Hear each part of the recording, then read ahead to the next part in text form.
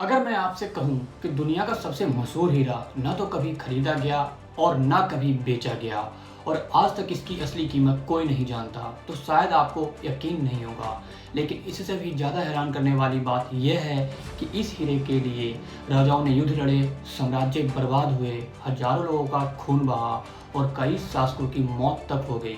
कुछ लोग तो यहाँ तक मानते हैं कि यह हीरा शापित है, एक ऐसा श्राप जो जिस भी राजा के पास गया शुरुआत में उसे अपार शक्ति मिली, लेकिन अंत में उसका साम्राज्य बिखर गया। लेकिन क्या सचमुच ऐसा था या फिर ये सिर्फ इतिहास के संयोग थे? और सबसे बड़ा सवाल, भारत की धरती से निकला कोहिनूर आज ब्रिटेन की शाही ताज की शोभा कैसे बन गया? क्या अंग्रेज इसे युद्ध में जीत कर ले गए थे या फिर इसकी कहानी कुछ और है? आज हम तथ्यों, ऐतिहासिक दस्तावेजों और रिसर्च के आधार पर कोहिनूर की पूरी यात्रा को समझने की कोशिश करेंगे और वीडियो खत्म होने तक आप खुद फैसला करेंगे कि कोहिनूर सिर्फ एक हीरा है या फिर इतिहास का सबसे विवादित खजाना। क्या कोहिनूर महाभारत काल का है? कोहिनूर के बारे में कई कहानियां प्रचलित है। कुछ लोग मानते हैं यह वही संयमंतक मणि है जिसका जिक्र महाभारत और भगवान श्री कृष्ण की कथाओं में मिलता है। तो कुछ लोग दावा करते हैं कि इसे करीब 5000 साल पहले खोजा गया था। लेकिन समस्या यह है कि इन दावों के समर्थन में कोई ठोस ऐतिहासिक प्रमाण मौजूद नहीं है। यही वजह है कि अधिकांश इतिहासकार कोहिनूर की प्रमाणिक कहानी की शुरुआत 13वीं शताब्दी से मानते हैं। उस समय दक्षिण भारत में काकतीय राजवंश का शासन था और माना जाता है कि आज के आंध्र प्रदेश के कोल्लूर खदानों से एक असाधारण हीरे की खोज हुई। उस वक्त शायद किसी को अंदाजा नहीं था कि आने वाले 700 सालों तक ये हीरा दुनिया की राजनीति, युद्ध और सत्ता के खेल का हिस्सा बनने वाला है। लेकिन यहाँ एक और दिलचस्प बात है, जिस हीरे को आज पूरी दुनिया कोहिनूर के नाम से जानती है, उसका नाम शुरू से कोहिनूर नहीं था। तो फिर ये नाम कहाँ से आया और किसने दिया, उसकी कहानी थोड़ी देर में। लेकिन उससे पहले जानते हैं कि इस हीरे के लिए पहली बार खून कब बहा। 14वीं शताब्दी की शुरुआत, दिल्ली सल्तनत के शासक अलाउद्दीन खिलजी अपने साम्राज्य का विस्तार कर रहा था। उसी दौरान दक्षिण भारत में मौजूद एक बेहद कीमती हीरे की चर्चा दिल्ली तक पहुंची और फिर अलाउद्दीन खिलजी ने अपने सबसे भरोसेमंद सेनापति मलिक काफूर को दक्षिण भारत भेजा। काकतीय साम्राज्य पर हमला हुआ, युद्ध हुआ और आखिरकार ये हीरा दिल्ली सल्तनत के हाथों में पहुंच गया। शायद उस समय किसी ने नहीं सोचा होगा कि आने वाले कई 100 वर्षों तक ये हीरा लगातार एक शासक से दूसरे शासक के हाथों में घूमता रहेगा। खिलजी वंश के बाद तुगलक आए, फिर दूसरे राजवंश, लेकिन एक चीज नहीं बदली, कोहिनूर की चमक और उसे पाने के लिए लोगों की चाहत। लेकिन असली बदलाव तब आया जब मध्य एशिया से आया एक शासक भारत का इतिहास बदलने वाला था।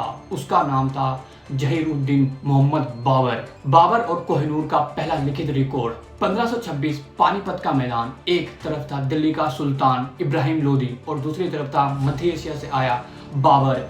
इस युद्ध ने भारत का इतिहास बदल दिया। इब्राहिम लोदी की हार हुई और इसके साथ ही मुगल साम्राज्य की नींव रखी गई। इसी दौरान कोहिनूर भी बाबर के हाथों में पहुंच गया।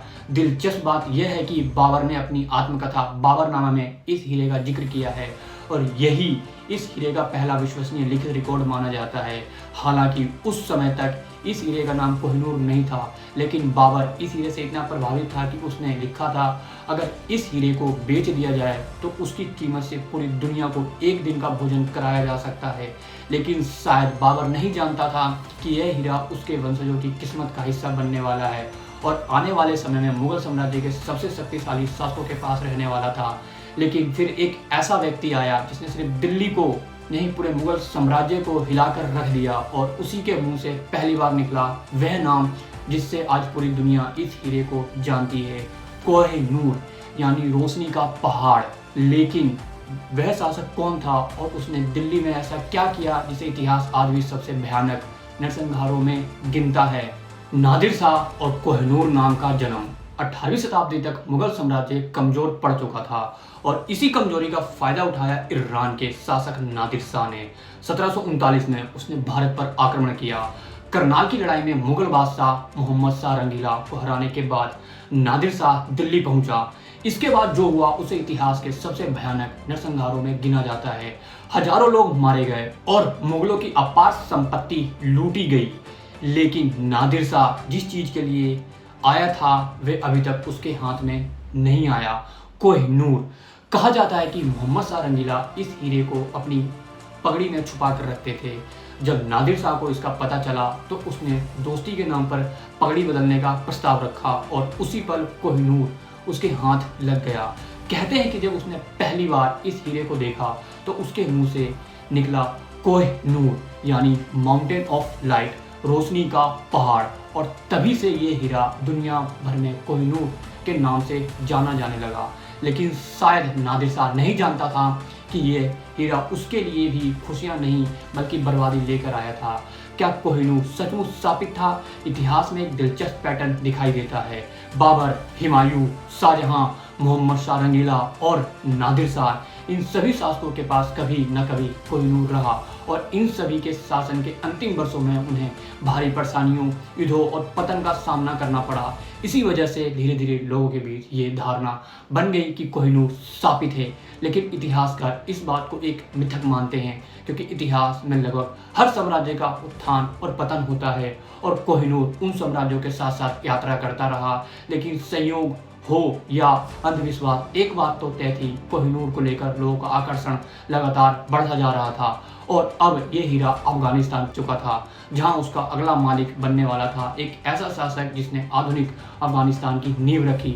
अफगानिस्तान से पंजाब तक नादिर शाह की हत्या के बाद कोहिनूर अहमद शाह दुर्रानी के पास पहुंचा और फिर पीढ़ी दर पीढ़ी यह हीरा शाह शुजा दुर्रानी तक पहुंचा। लेकिन बदलते समय के साथ अफगानिस्तान में सत्ता संघर्ष शुरू हुई और शाह शुजा को अपने ही भाइयों ने सत्ता से बेदखल कर दिया। उसे अपनी पत्नी वफा बेगम के साथ भागकर पंजाब आना पड़ा।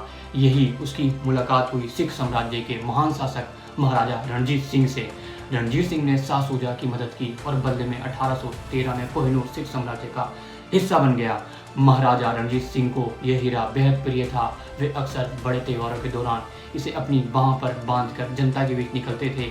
लेकिन शायद किस्मत ने उनके लिए भी कुछ और ही तय रखा था, क्योंकि उनकी मृत्यु के बाद पूरा सिख साम्राज्य धीरे धीरे बिखरने लगा और इसी बिखराव पर नजर थी एक नई ताकत की, British east India company.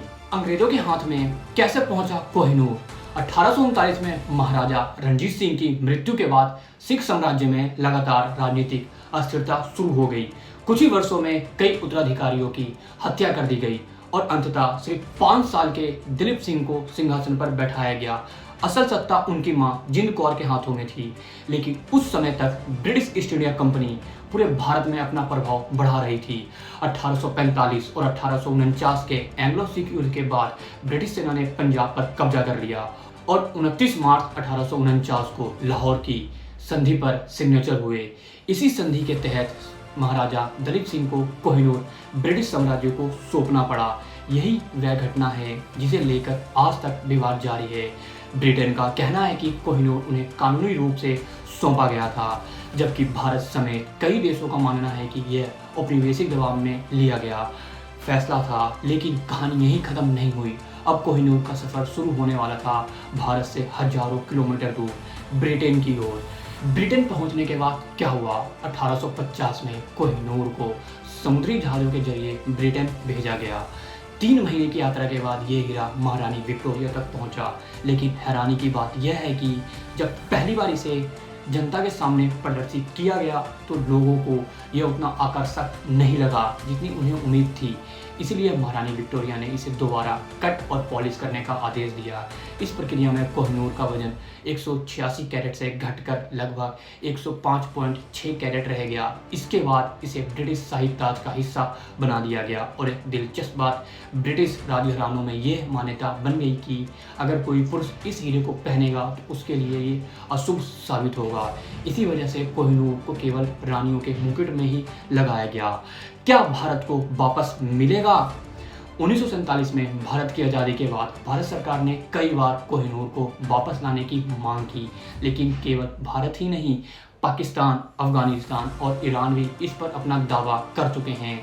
Britain का तर्क है कि कोहिनूर अब लगभग 175 वर्षों से ब्रिटिश विरासत का हिस्सा है, इसीलिए इसे वापस नहीं किया जा सकता। दूसरी तरफ भारत का मानना है कि यह देश की ऐतिहासिक और सांस्कृतिक धरोहर है। आज भी ये विवाद पूरी तरह से खत्म नहीं हुआ और शायद आने वाले वर्षों में भी ये सवाल दुनिया के सामने बना रहेगा। कोहिनूर सिर्फ एक हीरा नहीं है, ये 700 सालों के इतिहास का गवाह है। इसने साम्राज्य का उत्थान देखा, राजाओं का पतन देखा, युद्ध, विश्वासघात और सत्ता की भूख देखी। लेकिन इतने वर्षों के बाद भी सबसे बड़ा सवाल आज भी वही है, क्या कोहिनूर को भारत वापस आना चाहिए? और अगर हाँ, तो आखिर उसका असली हकदार कौन है? भारत, पाकिस्तान या अफगानिस्तान, या फिर इतिहास के इतने लंबे सफ़र के बाद अब ये सवाल शायद पहले से कहीं ज़्यादा जटिल हो चुका है। अगर आपको ऐसी रिसर्च बेस्ड डॉक्यूमेंट्री पसंद है तो वीडियो को लाइक करें, चैनल को सब्सक्राइब करें और मिलते हैं अगली कहानी में।